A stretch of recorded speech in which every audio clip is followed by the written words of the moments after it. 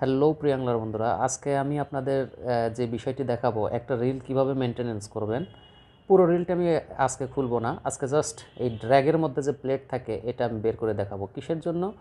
আমার এই একটা মাছ টান দিয়ে এই রিলটা পানির মধ্যে নিয়ে গেছিলো এবং কিছু বালি ঢোকার কারণে আমার এই যে ড্র্যাগটা জ্যাম হয়ে গেছে। হ্যাঁ, ড্র্যাগটা অত ইজি নেই, জ্যাম হয়ে গেছে। আর এটা হলে হবে কি, আমাদের যে কার্বন যে ঘর্ষণ প্লেটগুলো আছে ওগুলো ক্ষয় যাবে খুব দ্রুত। যার কারণে আমি এটা বের করে পরিষ্কার করে আবার লাগাবো। তো আপনাদের জাস্ট আমি আজকে এই জিনিসটা দেখাবো যে এই ড্র্যাগ পাওয়ারটা আসলে কিভাবে কাজ করে, আর কয়টা ঘর্ষণ প্লেট থাকে এবং এর মধ্যে কয়টা কার্বন প্লেট থাকে। খুবই ইজি, ভেরি সিম্পল একটা ব্যাপার, এটা আহামরি কিছু না। তবে আমি এই মেইন গিয়ারটাও কিভাবে খুলবেন এবং আপনারা কিভাবে মেনটেনেন্স করবেন, কোন ধরনের গ্রিজ ইউজ করবেন সেটা আমি দেখিয়ে দেবো। তো অবশ্যই ভিডিওটি প্রথম থেকে শেষ পর্যন্ত দেখবেন। তো আমি ড্র্যাগটা খুলে নিচ্ছি। আমি প্রথমেই বলে দিচ্ছি, এগুলো অত আহামরি কোনো কাজ না, আর এই কাজ সবারই জানতে হবে, তাহলে নিজেরটা নিজে মেনটেনেন্স করতে পারবেন। এটার জন্য কারো ধারে কাছে যাইতে হবে না। এই যে মূলত এর মধ্যে বালিটা গেছে যাওয়ার কারণে, তো আমাদের কিন্তু এটা মূল হচ্ছে গিয়ারটা, জাস্ট এটা হচ্ছে গিয়ার, এটাই হচ্ছে মূল মেশিনটা।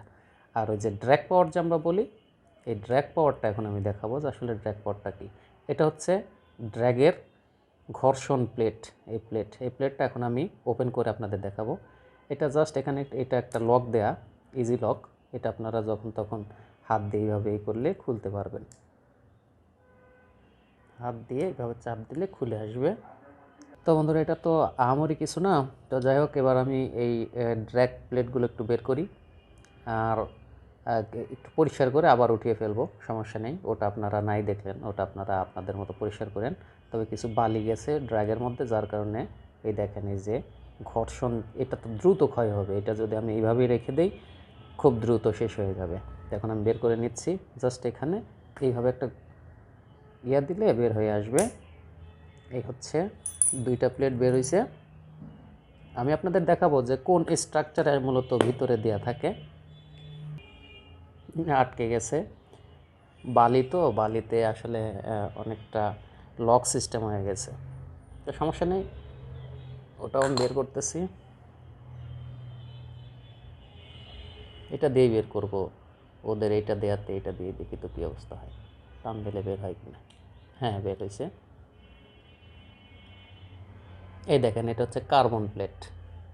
হ্যাঁ, এটা হচ্ছে কার্বন প্লেট, আর নেই এই কয়টাই। তো যাই হোক, এখানে যেভাবে সাজানো থাকে আমি এটাও একটু আপনাদের দেখিয়ে দেই। এটা হচ্ছে আমাদের একদম উপরের প্লেটটা, তারপরে থাকবে একটা কার্বন প্লেট। এই যে একটা কার্বন প্লেট থাকবে, একটা কার্বন প্লেট, একটা অ্যালুমিনিয়াম প্লেট, একটা কার্বন প্লেট, একটা অ্যালুমিনিয়াম প্লেট। এই যেখানে থাকবে কার্বন প্লেটটা, এই যে দেখেন, এটা হচ্ছে আমাদের ড্র্যাগ সিস্টেম। এটাই মূলত ড্র্যাগ। তো এগুলো হচ্ছে ঘর্ষণ প্লেট। ঘর্ষণ প্লেট কয়টা আছে? একটা, দুইটা, তিনটা, চারটা, পাঁচটা, ছয়টা ঘর্ষণ প্লেট আছে। এখানে ড্র্যাগ পাওয়ার যত বাড়বে প্লেট সংখ্যাও তত বাড়বে। যেহেতু এটা এখানে আপনার 8 কেজি ড্র্যাগ পাওয়ার, যার কারণে এই 6টা ড্র্যাগ পাওয়ার যদি আরও বৃদ্ধি হতো তাহলে এই প্লেটগুলো আরও বাড়তো। যত এই প্লেট বাড়ানো যাবে ততই ড্র্যাগ সিস্টেম ততই শক্তিশালী হবে, অর্থাৎ ড্র্যাগ পাওয়ারটা বাড়বে। তো যাই হোক, এটা আমি একটু মুছে আমি আবার উঠিয়ে ফেলবো। তো আপনারা একটু অপেক্ষা করেন, আমি একটু মুছে নিই। তো বন্ধুরা, আমার মোছা হয়ে গেছে। ভিতরে একটু গ্রিজ দেয়া আছে, তো থাক, যেহেতু আমার কাছে এই মুহূর্তে কোনো গ্রিজ নেই, ওইটাই থাক। কিন্তু বালি ছিল, বালিটা আমি মুছে ফেলে দিয়েছি, বালি উঠে আসছে, সমস্যা নেই। এই যে আপনারা দেখেন, এই যে এটা কিন্তু অ্যালুমিনিয়াম, যেহেতু এটা অ্যালুমিনিয়াম স্পুল বডি, অর্থাৎ স্পুলটা, সেক্ষেত্রে আপনার এখানেও অ্যালুমিনিয়াম। তো যখন একটা অ্যালুমিনিয়াম, তারপর একটা কার্বন প্লেট, এই যে একটা কার্বন প্লেট, হ্যাঁ, এই যে একটা কার্বন প্লেট, তারপর একটা অ্যালুমিনিয়াম প্লেট, তারপরে কার্বন প্লেট, তারপরে অ্যালুমিনিয়াম, তারপরে কার্বন। তো এইভাবে মূলত সাজানোটা। আর এই যে গ্রুপিং করা আছে, এই যে 4 কোণায় 4টা গ্রুপ সিস্টেম করা আছে, এটা আমি এখন এই গ্রুপে, এই যে 4টা গ্রুপ, এটার মধ্যে এই যে আপনারা দেখতে পারতেছেন 4 কোণা, এই একটা, এই একটা, এই একটা, এই একটা। তো আমি এখানে বসিয়ে দেব। এই যে ঢুকে গেল আমাদের ড্র্যাগটা।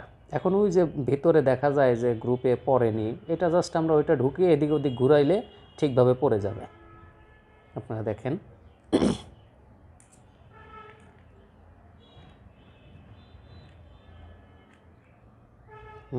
আপনারা দেখেন এখন এই যে এইটা আমরা একটা করে ঢুকিয়ে দিতে পারবো। এই যে গ্রুপে পড়ে গেছে, ঢুকে গেছে। এই যে এটা এখন ইজি ঢুকবে, কারণ এটা গ্রুপ সিস্টেম করাই আছে, ঢুকে গেছে। তারপরে আমরা এই প্লেটটা ঢুকিয়ে দেব। এইটাই হচ্ছে মূলত ড্র্যাগ সিস্টেম। এটা আহামরি কিচ্ছু না, এটা একদম সিম্পল। হ্যাঁ, এটা ঢুকে গেল। এখন আমরা জাস্ট এই ক্লিপটা বসিয়ে দেব ভেতরে। তো ক্লিপটা বসাতে